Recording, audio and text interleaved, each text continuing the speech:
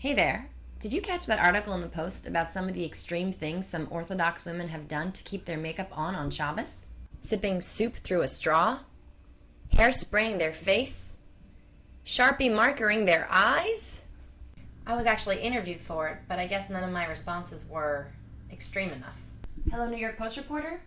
How do I keep my makeup on Shabbos?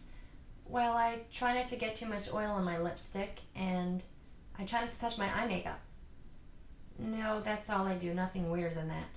Also, although I told them, the article failed to mention that according to some rabbinic opinions, a woman can apply loose, oil-free powder to her face on Shabbos.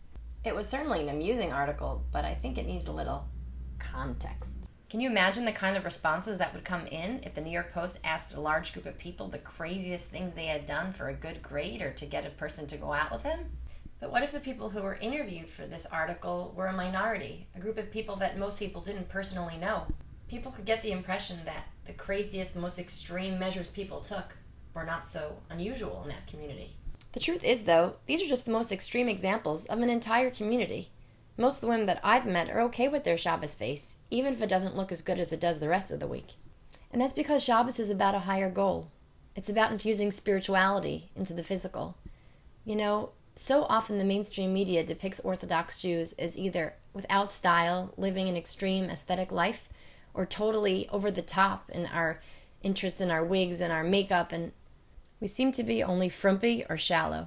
But the truth is that, in real life, most of us have a balance. Most of us like to look beautiful, but at the same time are living lives with meaning. I know that doesn't seem so newsworthy, but if it never makes the news, maybe seeing a balanced Orthodox Jewish woman might be a big surprise for people.